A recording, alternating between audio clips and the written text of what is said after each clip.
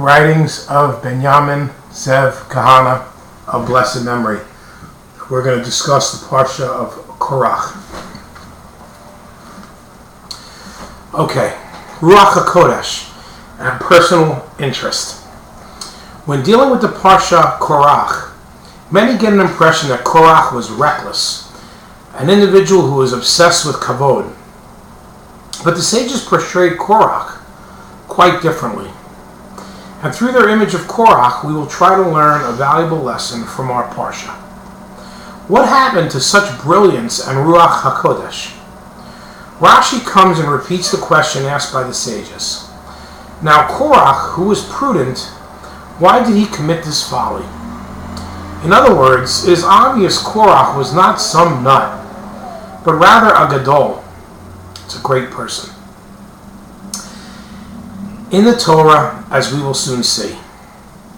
He also appreciated the greatness of Moshe Rabbeinu, as the Parsha itself testifies to, and knew that Moshe was not after the kavod, and he should have known that there would be some serious divine backlash to the steps that he was about to take. This being the case, why did he commit this folly? And Rashi answers, his eyes deceived him. He saw a great chain, a chain of great men, issuing from him. Shmuel, who was weighed against Moshe and Aaron, Korach said, because of him I shall be saved. And 24 watches will arise from his sons, all of them prophesying through Ruach HaKodesh. Korach said, it is possible that all this greatness is destined to arise from me, and I shall remain silent? Therefore, he associated himself to come to that prerogative, for he heard from the mouth of Moshe that all of them would perish, and one would be saved. Now here we must ask a great question. We are talking about a tremendous Torah giant with Ruach HaKodesh, who was capable of seeing generations and generations into the future. How then could a man with such great vision and prophecy walk like a blind man in an alley, unable to understand something which any thinking logical person could understand who does not possess any kind of special Ruach HaKodesh? The refusal to see the truth. From here we learn a shocking lesson. Even a Kohen Gadol in Torah, like Korach, had the ability to see way into the future and reveal secrets of the hidden Torah, is not liable to see simple things when he is not objective regarding this matter. How does this happen? He simply refuses to see what is not comfortable for him to see. In such a situation, even if he has the perfect divine picture before his very own eyes, he will force himself to close them so that he won't get confused by the facts. And that's in quotes. And this is what we learned here from Korach. Korach's uncontrollable desire to be the Kohen Gadol blinded him and caused him to make many calculations of folly which even a small child would not make. In fact, only did the Ruach HaKodesh not help him, but he actually used this very Ruach HaKodesh to convince himself more and kindle his self-deception, so his eyes deceived him. To what is this analogous?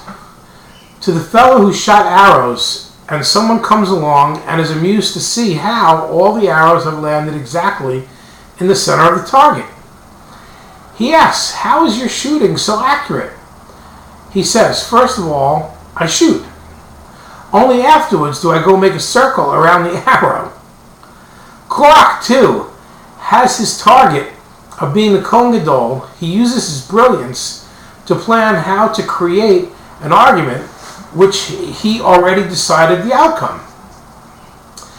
He uses any possible claim that might work and to strengthen his support among different groups. He was the consummate politician, and indeed, he succeeds in carrying the people with him until he is swallowed into the ground. The lesson is clear. Certainly, this is relevant when relating to empty politicians of today. But unfortunately, it also applies to the people who are really great in Torah, such as the Gedolim.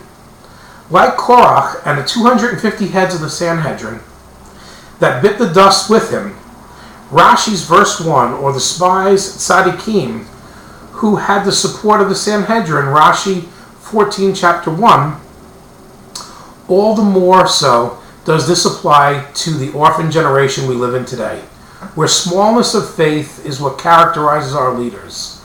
Therefore, we must remember that even the Gedolim that possess of Ruach HaKodesh can fall into the trap of subjectivity and personal interest, thus causing them to err on various issues. We learn from here that the test of a true Jewish leader, or if one is searching for a mentor to show him the way, he must seek out. He who has Havat Yisrael burning in his bones and distances himself from all personal considerations, this is the true Jewish leader. And this is a great parsha. Just in a nutshell, if you don't know the Torah background, Korach challenged Moses and Aaron for the leadership of the people, and they had a service where they all prayed to Hashem, and Moses begged Korach really not to do this, but Korach, like Binyamin said, wanted to be the Kohen Gadol, so he did a service, and the ground literally opened and swallowed him up, his tents, everyone that was with him in his party. Even if you had borrowed something from one of the members of their party, it says that whatever object you had borrowed came, flying out of your tent, almost like supernatural force, and got sucked into this hole as well. And they even say that Korach is under the sand, and he never died, and to this day, he's under the sand in the Sinai, where the situation occurred. So it's really a telling tale that we really need to be careful when we are questioning leaders. Leaders as great as Moses, but as Binyamin said, leaders today have to be tested with the love of Israel, and if they don't have a true love of Israel and a self-sacrifice in their hearts, then they really are not the true Jewish leaders and people that we should not look up to. Like pretty much most of the politicians in Israel today are just not this type of people. I want to wish you all a great day. Thank you for watching.